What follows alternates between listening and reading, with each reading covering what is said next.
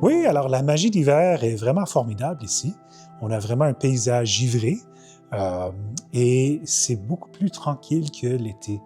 On est très fréquenté durant l'été, alors les sentiers sont beaucoup plus intimes et on peut voir les tracés des animaux qui passent à travers les sentiers. Et c'est vraiment un endroit idéal à venir pour se ralentir, relaxer et respirer un petit peu plus profondément.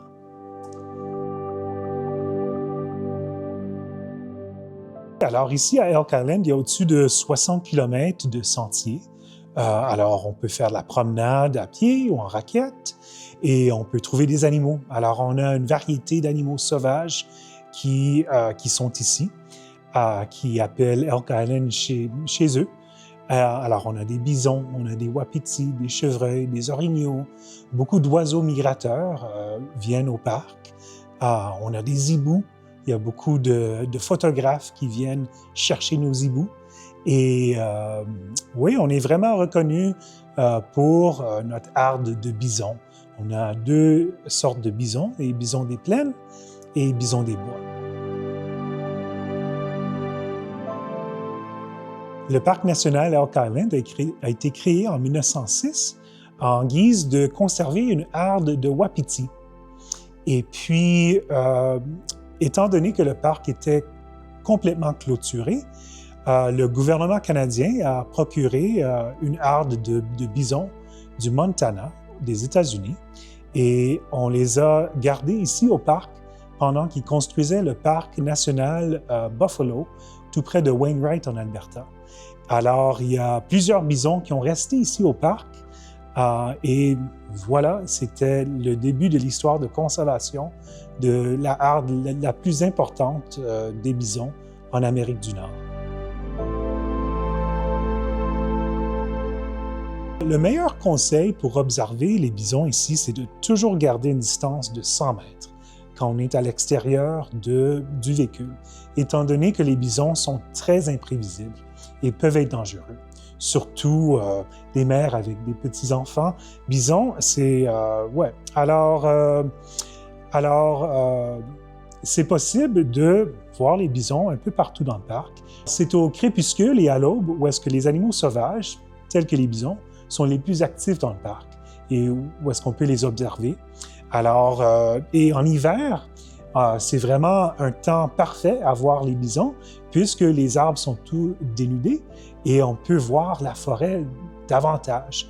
Alors, c'est un temps parfait à venir au parc Elk Island avec moins de fréquentation de gens puisqu'on est très, très occupé et on peut voir vraiment un très beau paysage givré avec les bisons. Outre l'observation de la faune, ici à Elk Island, on peut faire de la raquette de linge ou des randonnées à pied au-dessus de 60 km de sentiers. Alors, oui, c'est vraiment amusant à découvrir tous nos espaces en nature, en forêt, dans un paysage givré. Et puis, on peut aussi faire du pique-nique ou faire un feu au lac Astotin, qui est à peu près à 15 minutes de l'autoroute 16 dans le parc. Et alors, on peut amener son propre thermos avec du thé, du café, du chocolat chaud, et ensuite faire un feu, griller des saucisses ou des guimauves et s'amuser en famille.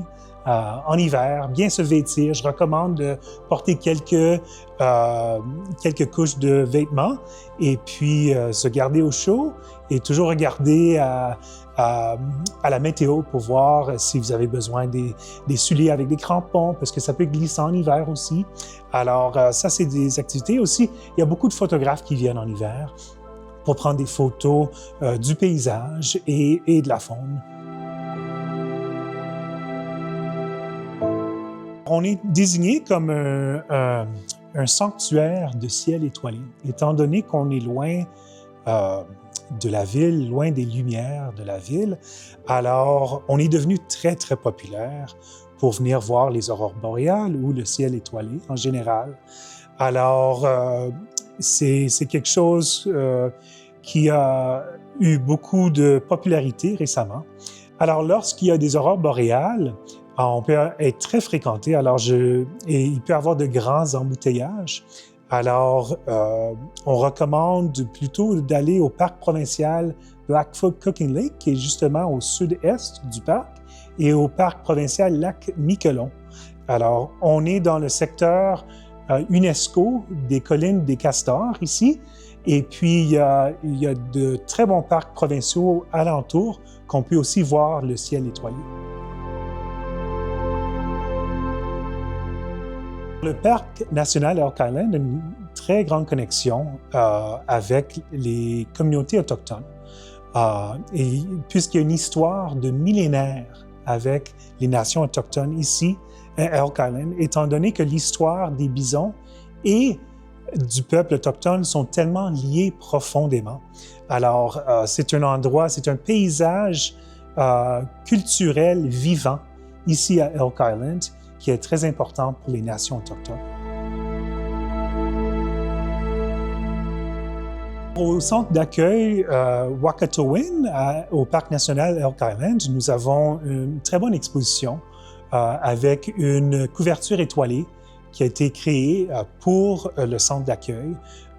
Et puis, oui, on a des artefacts des peuples autochtones qui ont été trouvés ici dans le parc et qui démontrent vraiment qu'il y a une histoire très riche ici à Elk Island avec les peuples autochtones. Ici, au centre d'accueil Wakatowin, il y a aussi une boutique où est-ce que vous pouvez trouver divers items tels que des chandails ou des t-shirts. Et aussi, il y a beaucoup d'articles d'artisans autochtones qu'on a ici au centre d'accueil, qu'on vend, local. Et aussi, il y a beaucoup d'histoires, beaucoup de panneaux qui parlent de l'histoire de Elk Island. Et aussi, on a un bison. Au cas où que les bisons sont tous cachés dans le parc, c'est garanti de voir un bison ici, au centre d'accueil. Mon lieu préféré dans le parc, c'est Beaver Bay, qui est tout proche de l'aire récréative du lac Astotin. C'est à côté c'est comme une branche, c'est une péninsule qui est une branche du sentier de la rive. Et puis, oui, c'est vraiment sympathique. Auparavant, c'était le camping pour le parc. Et puis, alors, il y a différentes places de pique-nique et des anneaux de feu. Alors, c'est une place idéale dans le lac où est-ce qu'on peut observer la faune, traverser le lac, les wapitis en centaines des fois qui traversent le lac, qui va en île. Et puis aussi, on peut voir des coyotes ou autres faune sauvage. Et il y a vraiment un fabuleux coucher de soleil là à Beaver Bay ou la baie des Castors. Alors, je recommande fortement, c'est vraiment paisible, un endroit parfait à relaxer, à respirer, à côté d'un feu. Et et une très bonne marche à y aller. On peut soit faire en raquette s'il y a beaucoup de neige ou à pied. Ça se fait très bien en 30 minutes.